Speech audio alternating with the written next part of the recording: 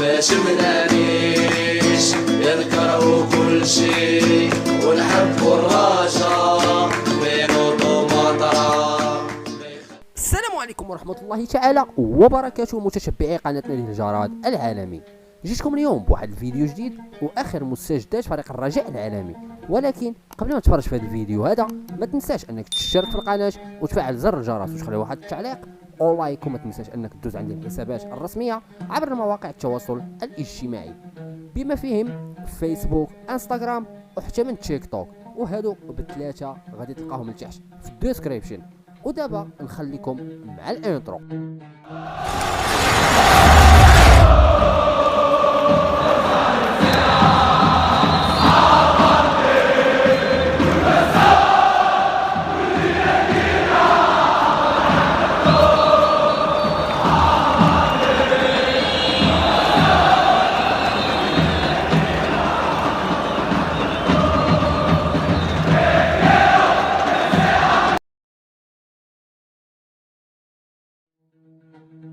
ونبداو دابا خوتي الرجاويين خواتاتي الرجاويات الفيديو ديالنا على بركة الله. وقبل ما ندخلوا في الموضوع ديالنا بغينا نشوفوا هاد احداث الشغب في ملعب ديال القنيطره، احداث من داخل الملعب. ترى ماذا سيكون للجنه الاخلاقيات كردة فعل في انتظار بلاغ بسرعه المعهود على منوال اذ ما كان الرجاء هو المقصود. شغب موثوق لا غبار عليه. خلي لكم الفيديو تشوفوه بعينيكم.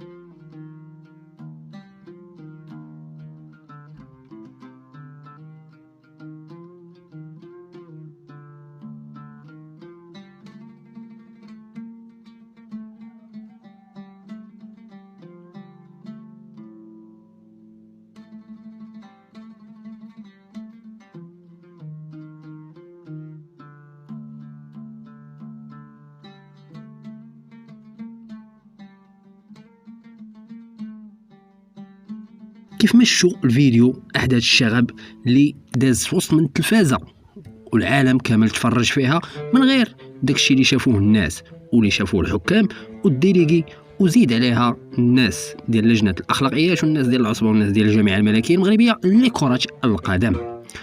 دابا حنا كنتسناو في البلاغ الرسمي ديال لجنه الاخلاقيات، وكنتمنى يكون اليوم قبل من غدا لان الامر صعيب وصعيب بزاف. هنا كانوا خسائر مادية كبيرة، خسائر مالية كبيرة، الملعب في إطار الإصلاح. هادشي علاش كان جمهور ديال الحلالة ديال الفريق النادي القنيطري كان كيطلب باش ما يبقاش يدخل الجمهور ديال الفئران الملعب البلدي بالقنيطرة. بهاد الأسباب هادو الملعب دابا في الإصلاح ديالو، وهما زادوا خربوه، هو مخرب وموقوف أعمال الإصلاح، ولكن جمهور ديال الفئران جمهور القادوس ها هو خرج عليه وزاد كمل عليه، بلا ما ندويو على الخسائر البشريه اللي تعرضت لها السلطات المحليه بما فيهم قوه المساعده ورجال الامن. وكنتمنى من لجنه الاخلاقيات تخرجنا في بلاغ، وبلاغ يكون في اسرع وقت، لان غنرجعوا الماضي القريب فريق الرجاء البيضاوي اللي ما عنده حتى شي حاجه، ما عنده حتى شي دخل في واحد الصداع وصدر في الحكم ديالو في البلاصه بما فيهم 50,000 درهم زائد الويكلو ديال 4 الماتشات بعدم انتقال الجماهير الرجاويين لمساندة الفريق في المدن المغربيه. كنتمنى من السلطات واللجنه دير خدمتها وبلا ما تبينوا لنا هذيك اللعيبه ديال عين ميكا. كلشي مفهوم، كلشي مفروش، كلشي مفضوح بالفيديوهات بكلشي. وندوزو الاخبار ديال فريقنا الغالي. تغلب فريق الرجاء الرياضي العالمي على ضيفه شباب السوالم بثلاثه اهداف مقابل لهدف واحد في المباراه التي جمعت بين الطرفين مساء يومه السبت لحساب الجوله 24 من البطوله الاحترافيه القسم الاول إنوي. ونجح فريق الأخضر في افتتاح التسجيل عن طريق مهاجمه مهدي موهوب في حدود الدقيقة 43. وبعد الاستراحة بحثت كتيبة الألماني جوزيف زينباور عن محاولات لإضافة الهدف الثاني وهو ما تأتى للرجاء عن طريق موهوب في الدقيقة 65، لكن الحكم أبو بشر الكربوبي ألغته بعد اللجوء لتقنية الفار بداعي وجود لمسة يد.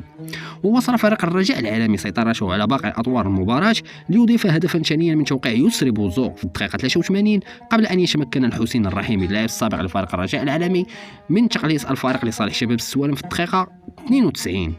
ومع حلول الدقيقة 96 عاد فريق الرجاء العالمي يختتم حصة الأهداف بإضافة الهدف الثالث من تسجيل أدم النفاجي.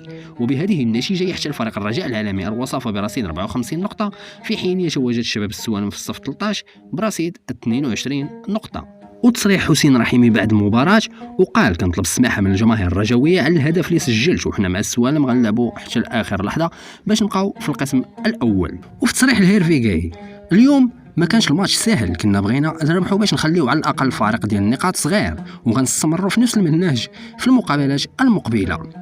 وكنتمناو ان شاء الله اننا نديو الكاس ونديو حتى من البطوله وكنفتقدوا الجماهير ديالنا اللي ما حاضراتش، وهذا الفوز هذا كنهديوه ليهم. شنو بغى يوصل رئيس نادي الرجاء الرياضي من خلال هذه التدوينه فيها المكتب المسير الحالي وصوره للرئيس السابق حسبان وصغرور، وهذه التدوينه هذه حطها من بعد نهايه المقابله وقال مبروك 3 نقاط مهمه يمكنون ويمكن الله والله خير الماكرين. هنا كيف كتشوفوا في هذه الصور المكتب المسير اللي كان في مباراه اليوم زائد الصورة الثانية اللي داخل فيها صغرور وحسبان الرؤساء السابقين لفريق الرجاء الرياضي العالمي. ومن بعد واحد الأبحاث بسيطة يعني قلبنا في هذا الظرف الوجيز حيت الموضوع مازال طويل بزاف، ولقينا بأن خارجين بعض التدوينات كيقولوا بأن صغرور وحسبان خالقين واحد الفتنة كبيرة داخل المكتب المسير للنادي الرجاء الرياضي واللاعبين بما فيهم تحريضهم على الرئيس النادي، وباغيين يخلقوا شله مشاكل داخل المكتب المسير وداخل مؤسسة نادي الرجاء الرياضي العالمي. هذا الموضوع هذا غادي نطرقوا ليه من بعد على ما نتاكدوا من بعض المواضيع ونتاكدوا من بزاف ديال الحوايج عاد باش غادي نهضروا عليه باش نفهموا اشنو بغى يقصد حسبان وصغرور وشنو بغى يقصد الرئيس محمد بودريقه بهذه الصوره وهذه التدوينه هذه. المهم اخوتي الرجاويين وخواتاتي الرجاويات، الفيديو ديالنا سالا وكنتمنى من هذا الفيديو يكون عجبكم، وإلا عجبك ما تنساش انك تشترك في القناه وتفعل زر الجرس وتخلي واحد التعليق ولايك، وما تنساش انك تدوز عندي الحسابات الرسميه عبر مواقع التواصل الاجتماعي بما فيهم فيسبوك انستغرام وحتى من تيك توك، وهادو بثلاثه غادي تلقاهم من تحت في الديسكريبشن. نشوفكم ان شاء الله في فيديو جديد واخبار جديده التي تتعلق بفريق الرجاء العالمي. دمتم في رعايه الله وحفظه، وديما رجاء وتعيش الرجاء.